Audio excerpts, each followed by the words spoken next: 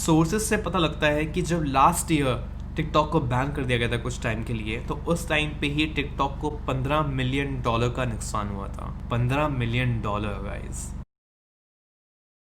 कैसे हैं आप सभी लोग। आज हम बात करने जा रहे हैं कि जो रिसेंटली इंडिया में एप्लीकेशंस बैन हुई हैं गवर्नमेंट ऑफ इंडिया के द्वारा, उन एप्लीकेशन का हमारे इंडिया के ऊपर, हम लोगों के ऊपर, चाइना के ऊपर, चाइना ने क्या रिस्पॉन्स दिया है, क्या एग्जैक्टली इम्पैक्ट क्या है इन चीज़ों का, क्या क्या इसमें लीगल चीज़ें इसमें इन्वॉल्व होती हैं, किन सेक्शन के, किन एक्ट के द्वारा इन चीज़ों को बैन किया गया है, और भी कुछ क्वेश्चंस हम इस वीडियो में आज बात करने जा रहे हैं। आप देखते रहिए, शुरू करते हैं। अगर हम इस स्टोरी की बात करें तो जून 29 को ये ऑर्डर पास हो गया था कि ये 59 एप्लीकेशन, जिसमें टिकटॉक, कैम स्कैनर, तुम्हारा हेलो एंड जितनी बड़ी एप्लीकेशंस हैं जिनका बहुत सारे यूजर्स हैं, इनका बहुत बड़ा फैन बेस है। अगर देखा जाए टिकटॉक का ही अगर बात करें तो इन एप्लीकेशन को बैन कर दिया गया है। शीन को बैन कर दिया एक तो, हाँ शीन काफ़ी among female members of our society वो काफ़ी ज़्यादा एक पॉपुलर एप्लीकेशन थी, क्योंकि उसमें काफ़ी लोग शॉपिंग करते थे। उसे दिल्ली के सरोजनी मार्केट का एक ऑल्टरनेट बताया गया है कि मतलब अगर वहाँ से नहीं तो वहाँ, तो शीन का भी काफ़ी बड़ा फैन बेस था guys. Anyway, back to the topic. Data security and national concern की वजह से हमें ये एप्लीकेशन बैन करनी पड़ रही है। तो ministry of electronics and information technology, वहाँ से ये खबर आई, वहाँ से ये ऐसे हमें बातें पता लगी कि उनके पास ऐसी बहुत सारी कंप्लेंट्स आई थी जिसमें इन एप्लीकेशन का मिसयूज़ की बात चल रही है। वो कैसे? जितना भी डेटा होता है, तो ऐसी कंप्लेंट आई है कि ये डेटा स्टील हो रहा है और ये इंडिया के बाहर कहीं ट्रांसमिट हो रहा है। तो ऑब्वियसली ये बहुत बड़ी चीज़ है, एंड आई थिंक अगर ये सच है तो इंडियन गवर्नमेंट ने एक बहुत ही अच्छा स्टेप लिया है, बिकॉज ऑफ कोर्स डेटा की सिक्योरिटी बहुत ज़्यादा इंपॉर्टेंट है, राइट। इसमें अगर हम बात करें तो section 69A of information technology act, हमारा IT एक्ट, इस चीज़ को इन्वोक किया गया है, इस एक्ट को इन्वोक किया गया है, एंड इसके अंडर ये बैन का एक्शन लिया गया है। अगर हम बात करें कि टिकटॉक का, शेयरइट का या ऐसी एप्लीकेशन का कितना बड़ा यूज़र बेस है, अकेले टिकटॉक के 611 मिलियन डाउनलोड्स हो चुके थे। 611 मिलियन बहुत ज़्यादा होते हैं।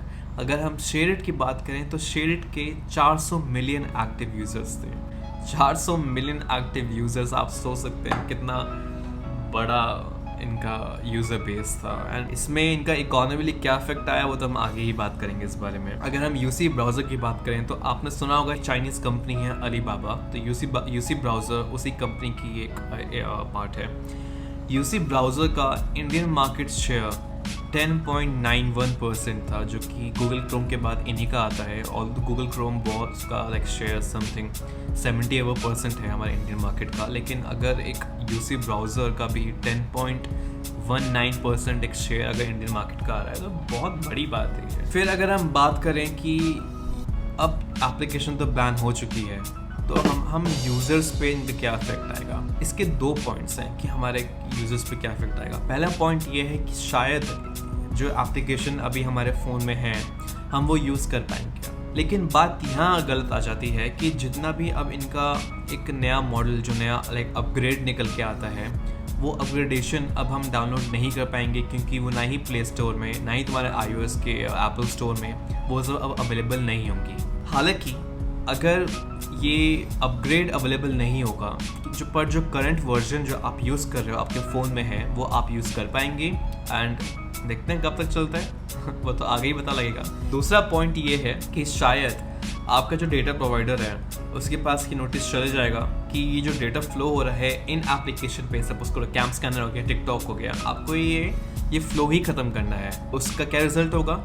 जो ये एप्लीकेशन आप, जब मैंने बताया कि आप एप्लीकेशन यूज़ कर पाएंगे पर लेकिन अपग्रेड नहीं मिलेगा, तो जो आप एप्लीकेशन यूज़ कर रहे होंगे आप वो भी अब यूज़ नहीं कर पाएंगे।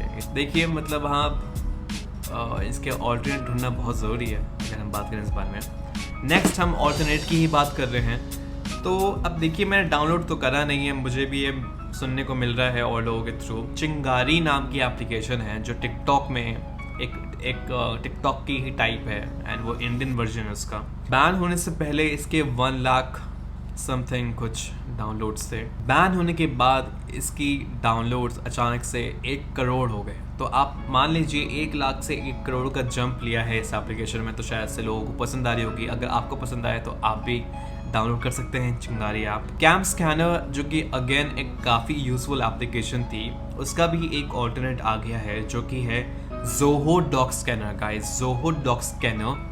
एंड ये एप्लीकेशन कैम स्कैनर का एक ऑल्टरनेट है, यानी कि अगर आप कैम स्कैनर यूज़ नहीं कर पा रहे हैं तो आप ज़ोहो डॉग स्कैनर यूज़ कर सकते हैं। अगर हम बात करें कि ये बैन का चाइनीज़ इकोनॉमी में, चाइनीज़ के ऊपर कितना इसका इफेक्ट आया है, जो पहला इनका लॉस है वो है एडवर्टीजमेंट लॉस। आप ये मान लीजिए जितनी भी एप्लीकेशन थी, चाहे कैम स्कैनर हो चाहे टिकटॉक हो, इनमें एड्स आते थे। अब उन एड्स का रेवेन्यू किसे मिलता था? जो कि ये चाइनीज़ एप्लीकेशन थी। अब ये मान लीजिए अगर अकेले टिकटॉक के 200 मिलियन से ज़्यादा यूज़र बेस था, जिसमें आपको मैंने बताया कि 611 मिलियन उसके डाउनलोड्स थे, तो इसमें कितने लोग एड्स देखते होंगे।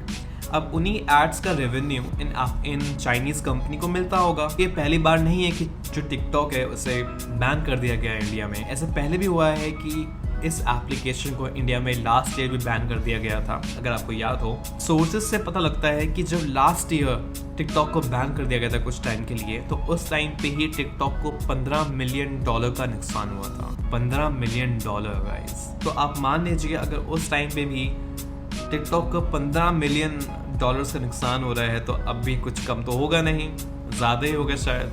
अगर अब हम बात करें कि चाइना का क्या रिस्पॉन्स है बैन होने के बाद, चाइना ने कैसे रिएक्ट करा है कि भाई तो बैन कर दिया, कैसे बैन कर दिया, राइट।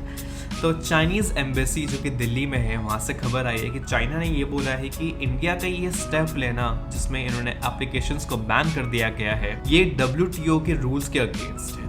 WTO क्या है? WTO है वर्ल्ड ट्रेड ऑर्गेनाइजेशन, जो ओवरऑल ग्लोबली ट्रेड की रूल्स एंड रेगुलेशन को कंडक्ट करवाते हैं। चाइना ने ये बोला है कि ये जो इंडिया का स्टेप है ये कंज्यूमर के अगेंस्ट है, ये कंज्यूमर के इंटरेस्ट के अगेंस्ट है, ये डिस्क्रिमिनेटरी है, और इसके अगेंस्ट वो एक फॉर्मल कंप्लेंट भी फाइल कर सकते हैं WTO में।